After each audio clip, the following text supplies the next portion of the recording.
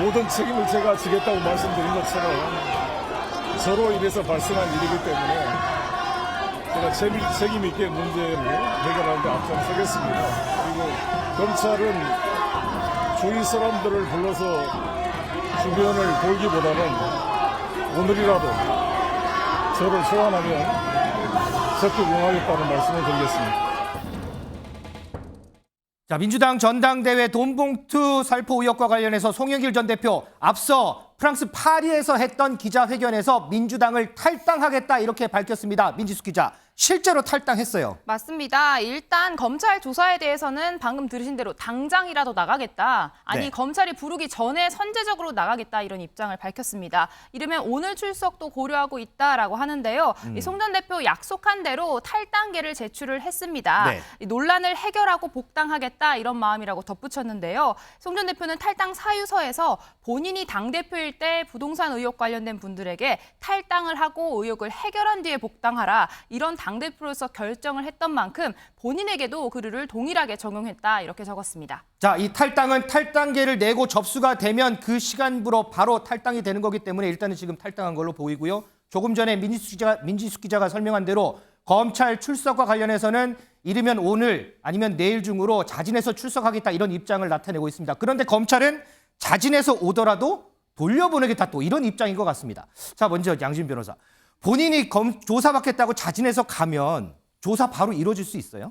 전혀 그렇지 않죠. 왜냐하면 아니에요? 검찰에서도 조사 일정이라든지 그러니까 사건이 워낙 많기 때문에 그 일정이 다 미리 정해집니다. 그리고 그냥 당사자만 소환해서 조사를 하는 경우도 있지만 참고인이라든지 대질이라든지 여러 사람이 약속을 해서 그 잡아놓은 시간이 있는 것이거든요. 그렇기 때문에 그걸 다 뒤로 제쳐두고 갑자기 기수 출석한 경우에 그걸 또 받아줘서 조사가 이루어질 경우는 굉장히 좀 드물다라고 볼 수 있겠습니다. 사실 과거에 이제 이재명 대표도 대장동 개발 비리 의혹과 관련해서 검찰과 굉장히 언제 출석할 것이냐 맞아요, 그리고 네. 한 번에 출석할 것이냐 아니면 두 번으로 나눠서 조사할 것이냐 굉장히 신경전을 벌인 적이 있기는 하거든요. 물론 국민적인 관심을 받는 그런 뭐 사건이고 그렇다 보니까 검찰 내부에서도 굉장히 좀 일정 조율이라든지 이런 걸 최대한 좀 편의를 맞추고자 하는 경우는 있겠지만 하지만 기습 출석한다고 해서 원하는 시간에 내가 딱 골라서 이렇게 조사를 받는 것은 불가능합니다.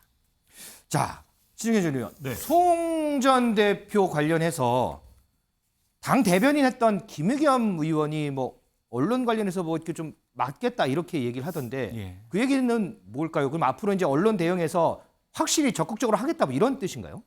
당 차원에서 아마도 송영길 전 대표의 앞으로 향후의 여러 가지 이제 행보에 대해서 지원을 하겠다라는 것 같고요. 또 송 대표가 현재 지금 현직 의원이 아니다 보니까 서포트할 수 있는 그룹이 없는 걸로 알고 있습니다. 그래서 아마 김의겸 전 대변인이 아마 서포트함으로써 그런 부분들을 좀 보완하겠다, 적극적으로 이 부분을 해명하고 대응해 나가겠다. 이 정도의 톤으로 저는 보입니다. 자, 그리고 하나가 더 송 전 대표가 이제 탈당을 했어요. 그러면서 이번 돈봉투 의혹과 연관이 돼 있는 윤관석 의원, 이성만 의원은 거치는 어떻게 될까 이렇게 참 궁금한 하시는 분이 많은데 자진 탈당할까요? 어떨까요? 보면.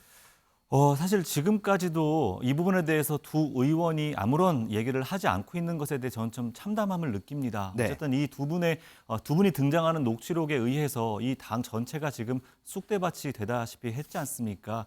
그것의 내용과 과정, 그 결과까지는 법원의 어떤 결과를 기다려야겠지만 정치적인 책임은 반드시 져야 된다라고 생각하고요. 이미 시기가 많이 늦었다고 보지만 지금이라도 두 의원이 직접적으로 나서서 탈당, 에 대한 어떤 결단을 반드시 좀 내렸으면 좋겠다라는 생각이 듭니다.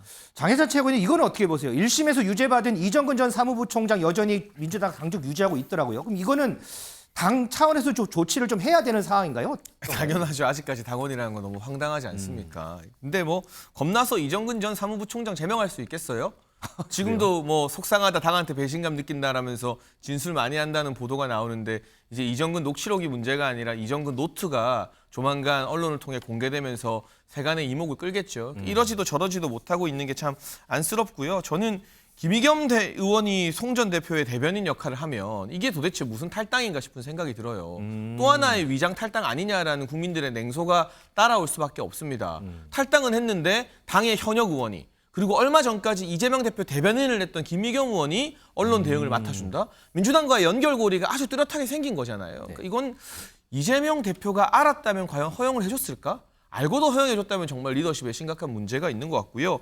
적어도 녹취록을 통해서 여러 가지 정황이 드러난 윤관석, 이성만 의원은 당장 제명시키고 결백을 증명하고 돌아오라고 하는 게 여야를 떠나서 비슷한 사건 떠났을 때 우리 정치권이 보여줬던 최소한의 상식이고 관행이거든요. 근데 그것조차 못한다는 것은 이재명 대표가 글쎄요, 이 다가올 체포동의안 2차 가결 부결 표수에 신경을 쓰는 것인지 아니면 본인의 혐의가 더 많아서 의원들에게 나가라고 말할 염치가 없는 것인지는 모르겠습니다만 비상식적이긴 합니다. 자, 이렇게 탈당 문제로 당이 시끄러울 때 당으로 다시 돌아온 인물이 있습니다. 영상으로 좀 볼까요?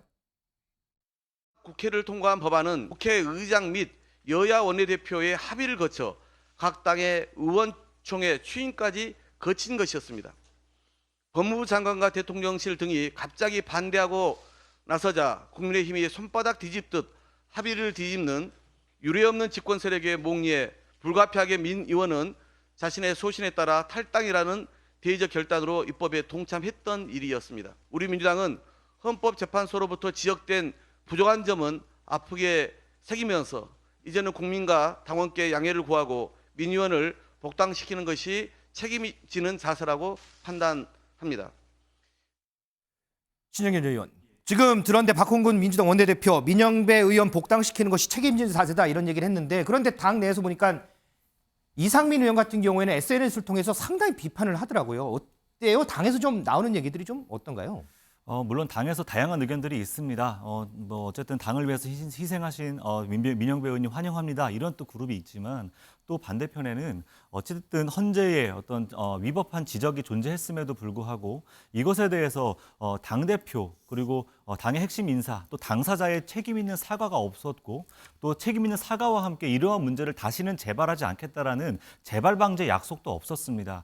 유감이라고 하는 말로 국민들께 이해를 구하고는 있지만 오히려 그 유감이라는 표현이 어찌 보면 유감이라는 표현조차 잘 하지 않는 국민의힘이나 윤석열 대통령과 같은 분과 비교될 수 있을지언정 그럼에도 불구하고 국민의 감정에는 여전히 멀리 떨어져 있다 이런 생각을 하고요. 그래서 우리가 진짜로 국민들께 이 부분에 대해서 우리가 실수했고 잘못했고 그래서 이 부분에 대해서 정말 사죄합니다라는 처절한 반성이 먼저 전제되어야만 한다. 지금의 사과는 사실은 국민들로부터 철퇴맞기 딱 좋은 사과의 톤이라고 생각을 해서 제 입장에서도 오늘 제가 사과문을 올렸는데요. 이런 부분들에 대해서 민주당의 좀 처절한 사과가 조금 더 있어야 되지 않을까 생각합니다. 그럼 그런 관점에서 이건 어떻게 보세요? 재산 축소 신고 의혹 등으로 출당된 김홍걸 의원 복당도 추진된다는 얘기 있던데. 해당 내용에 대해서는 어쨌든 무혐의로 결론이 난 걸로 알고 있습니다. 무혐의 결론 냈기 때문에 당에서는 그분에 대한 복당에 대해서 제재할 수 있는 부분이 없다라고 판단을 한 것 같고요. 또 그럼에도 불구하고 국민의 감정선이라는 게 있지 않습니까? 그런 부분들에 대해서 당이 좀 더 고려했으면 좋겠다라는 생각을 합니다. 자, 우리 장해찬 최고위원은 하실 말씀 많으시겠죠? 복당 문제 관련해 갖고. 근데 저는 이렇게 될 거 이미 알고 있어가지고 그래요? 놀랍진 않고요. 근데 어쨌든 김의겸 의원이 송영길 전 대표를 돕는 또 하나의 위장 탈당이 벌어진 날 위장 탈당했던 분이 이제 복당을 했습니다. 이게 박홍근 원내대표가 임기 마지막 날에 미뤄뒀던 민원 처리해 준 걸로 생각을 할 수밖에 없는데 네. 저는 사실 민영배 의원의 지역구인 광주분들, 호남분들이 굉장히 자존심 상해야 될 일이라고 생각을 합니다. 그러니까 텃밭을 얼마나 우습게 보고 만만하게 보면 제대로 된 사과나 해명 없이 이렇게 복당을 받아들여주는 것인가라고 호남에서부터 어느 정도 민주당을 향한 채찍질이 일어나지 않을까 싶고요. 위장 탈당 아니라고 상임위에서 민영배 의원이 정말 성질을 내시면서 조수진 의원이랑 싸웠던 영상 굉장히 유명한데 다음번 법사위에서는 뭐라고 말씀하실지 잘 모르겠고 이렇게 된 이상 헌재의 권한쟁의 심판 다시 한번 더 해야 되는 거 아닌가. 그 권한쟁의 심판이 이뤄질 때는 복당 전이었기 때문에 위장 탈당이 아니다라는 민주당 측 주장에 어느 정도 힘이 실렸을 텐데 지금 복당까지 한 마당이면 이거는 사실상 결과론적 위장 탈당이었다. 그걸 염두에 두고 헌법재판관들이 다시 심판해야 되는 건 아닌가 하는 생각도 듭니다. 알겠습니다. 자, 민지수 기자. 조금 전에 장해찬 최고위원도 잠깐 언급했지만 어저께 이른바 이정근 노트에 대해서 설명해 줬잖아요. 그런데 네. 이게 이정근 녹취록보다 더 위험할 수 있다 이런 얘기가 나와요. 맞습니다. 이 전직 법무부 장관이죠. 이 박범계 의원 입에서 나온 말입니다. 이 장관 경험상 지금 한동훈 장관이 이렇게까지 단언하는 데는 이유가 있을 것이라는 건데요. 직접 듣고 오시죠. 대통령이 이 부분에 대해서 언급한 거는 제 경험칙상 보면 구체적인 보고가 있었고 한동훈 장관이 그렇게 단언하듯이 참 그렇게 말 같지 않은 얘기하는 소리다? 것은 하는 것은 뭘 알고 하는 얘기인 것 같아요. 뭐 3만 개 그거보다도 저는 아주 일부 언론이 보도했는데 그 이정근 노트가 사실은 가늠하기 어려운 것이라고 생각합니다. 만약에 전체적으로 녹취록 등등의 신빙성들이 증거 능력이 인정이 되고 거기에 이정근 노트가 제시가 된다면 그건 가늠하기 어려운 부분이 있지 않는가 그 점을 우려하는 거죠. 네, 박 의원이 이야기한 이 이정근 노트 검찰이 확보한 것으로 전해졌는데요. 이 친노, 친문, 친명계의 자금줄이 역대 정리가 되어 있는 것으로 파악이 됐습니다. 특히 이 친명계 핵심인 7인의 부분에 있어서는요. 이 100억 원짜리 예금 증서 등이 30장, 이것들이 모 의원들을 통해서 바꿔졌다, 현금화됐다 이런 내용도 들어있는 것으로 알려졌습니다. 장혜진 최고위원, 박범계 의원이 이런 얘기했잖아요. 윤 대통령이나 한동훈 장관이 뭘 알고 있는 것 같다 이렇게 얘기했는데 알고 있을까요? 뭘 알고 있을까요? 이건 박범계 의원의 추측인 것 같아요. 개별적인 수사 내용에 대해서 사실 따로 뭐 보고가 되었을까? 그 부분은 박범계 의원의 추측이고 제가 확인한 바 전혀 없기 때문에 뭐라고 말씀드릴 수 없습니다. 다만 원칙에 입각해서 이원석 검찰총장과 해당 수사팀이 이정근 전 사무부총장 사건, 돈봉투 사건을 수사하고 있는데 뭐 언론 보도에 근거해서 말씀드릴 수밖에 없죠. 100억짜리 CD를 현역 의원이 나서서 바꿨다. 검찰이 이 CD를 현금화한 부분, 예금 증서 현금화한 부분을 추적하고 있다라는 보도가 사실이라면 너무 어마어마한 일이라서 저도 섣불리 어떻게 논평을 해야 될까 모를 정도인데 이정근 전 부총장이 갑자기 튀어나온 인물이 아니라 민주당 내부에서는 아주 오래전부터 밑바닥에서 네트워킹을 하면서 나름의 어떤 조직을 만드는 조직창 역할을 계속 해왔던 것 같아요. 저희 당에도 있고 어느 당이나 대중적 인지도는 별로 높지 않은데 선거 때마다 실무하고 조직하려면 누구 필요해? 아, 그 사람. 이름 떠오르는 사람들이 정치권에 꼭 있습니다. 근데 민주당에서는 이정근 전 부총장이 그런 역할을 했던 사람 중에 하나라면 2021년의 전대가 문제가 아니라 대선 경선, 그리고 대선 본선, 또 그 이전에 굵직한 선거에서 어떤 식으로 이분이 이 불법적인 자금 운용을 했는지 지금 다 장담할 수가 없거든요.